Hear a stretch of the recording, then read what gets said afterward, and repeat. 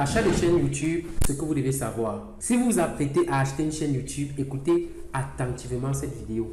Je vous dis les erreurs que vous ne devez pas commettre. Ce sont les erreurs que moi-même j'ai commis au début. Alors, ce qui se passe, c'est quoi? Ces derniers temps, nous avons décidé de trouver des youtubeurs qui ont déjà un grand nombre d'abonnés, qui ont déjà ne serait-ce atteint la monétisation et de proposer ça à d'autres personnes qui ne voudraient pas assez se casser la tête, trouver une chaîne qui est déjà monétisée, acheter et commencer à gagner l'argent avec la monétisation. Je vais vous dire les différents problèmes qu'on a rencontrés.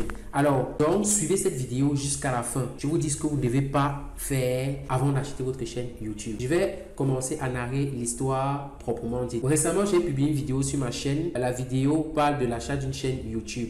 Donc, si vous me suivez, vous allez voir une vidéo que j'ai faite sur ma chaîne. Je me rends sur ma chaîne, je vais vous montrer la vidéo. Alors, sur ma vidéo, critères essentiels avant l'achat d'une chaîne YouTube, je vais vous présenter l'achat d'une chaîne YouTube. Un client a suivi cette vidéo et il m'a contacté pour acheter une chaîne YouTube. Donc, voici la vidéo que j'ai montée. Pour ceux qui ne l'ont pas vue, vous pouvez revoir la vidéo. Aujourd'hui, je vous parle de l'achat d'une chaîne YouTube, ce qu'il faut savoir avant l'achat. Un client a donc vu cette vidéo et le client m'a contacté en privé sur WhatsApp pour me demander qu'il souhaite acheter une chaîne YouTube. Ce qui s'est passé, c'est quoi? J'ai recherché une chaîne YouTube pendant des semaines. Je lui ai offert la chaîne YouTube. Les différents problèmes qu'on a rencontrés étaient lesquels? Lorsque la personne lui a vendu sa chaîne YouTube, la personne lui a remis l'adresse mail et le mot de passe. Vous savez, sur YouTube, pour se connecter, il faut forcément une adresse mail et le mot de passe. Donc, voici sur Gmail. Si vous essayez de vous connecter sur Gmail, il vous faudra absolument le mot de passe. Je vais un peu vous montrer sur mon écran. Alors, connexion, utiliser un autre compte. Donc, si par exemple moi je vends ma chaîne YouTube à quelqu'un, lorsque la personne va essayer de se connecter, il va mettre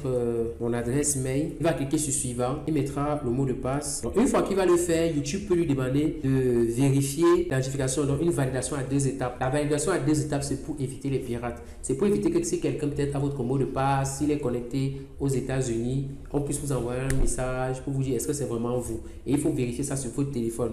Vous voyez, cette adresse mail ici est connectée depuis le Technopop, voilà, ou alors le iPhone 12. Donc, ce qui fait en sorte qu'il faut absolument que je puisse vérifier ça sur mon iPhone 12 ou mon Technopop. Maintenant, la personne on peut essayer d'une autre manière, vous voyez, une autre manière avec le numéro de téléphone. Ce que vous devez faire, c'est quoi? C'est que lorsque vous achetez une chaîne YouTube, vous pouvez demander à la personne de changer votre numéro, mettre votre numéro aussi afin que vous puissiez recevoir le code. Ajouter également l'authentification à 2 facteurs. Vous donnez les codes de l'authentification à 2 facteurs. Comme application de l'authentification à 2 facteurs, vous avez Google Authentificator que vous pouvez télécharger sur App Store. Vous pouvez télécharger Google Authentificator pour pouvoir recevoir le code. Après ça, maintenant, il y a un autre type d'authentification qui nous a vraiment cassé la boule.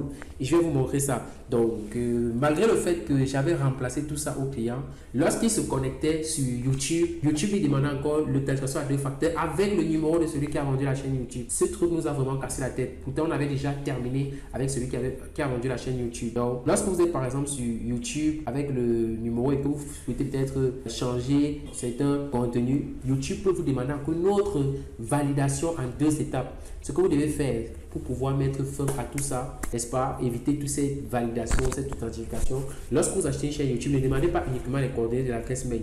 Créez une adresse mail pour recevoir la chaîne YouTube, pour que la personne vous transmette la propriété de la chaîne. Parce que moi, par exemple, comme j'ai créé ma chaîne, si on se rend sur le paramètre de la chaîne au niveau des autorisations, si je clique sur autorisation, lorsque peut-être je vais inviter quelqu'un, vous voyez, je ne peux pas inviter quelqu'un si je mets peut-être une adresse mail, je vais mettre une adresse mail comme ça, sélectionner. Ici, vous voyez, je peux inviter quelqu'un en tant que gestionnaire, éditeur accès limité, éditeur sous-titre, lecteur, tout ça. Mais je ne peux pas nommer quelqu'un en tant que propriétaire. Moi, je suis le seul propriétaire.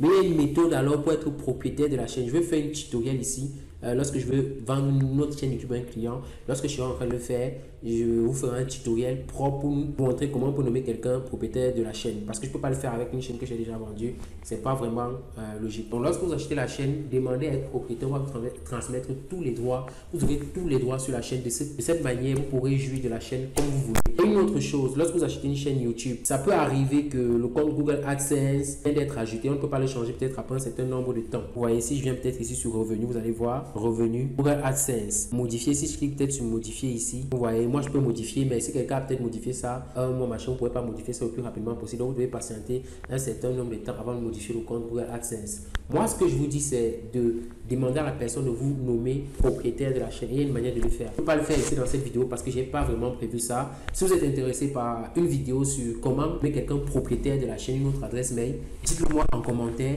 Je me ferai un plaisir de vous faire une vidéo pas à pas pour vous montrer cela. On arrive dans la fin de cette vidéo. J'espère que la vidéo a vraiment été explicite et que vous avez vraiment compris ce qu'il faut faire pour être propriétaire d'une chaîne. Lorsque vous achetez une chaîne YouTube, la meilleure solution, c'est de demander la propriété. Pour ceux qui ont besoin d'acheter une chaîne YouTube, ils ne veulent pas se casser la tête avec la monétisation, vous pouvez m'écrire sur WhatsApp sur le numéro juste en dessous de la vidéo. Depuis décembre, nous avons déjà vendu plus de 5 chaînes YouTube à plusieurs clients déjà monétisés. Donc écrivez-moi sur WhatsApp sur le numéro juste en dessous de la vidéo. On se retrouve dans une autre vidéo. Ciao, ciao.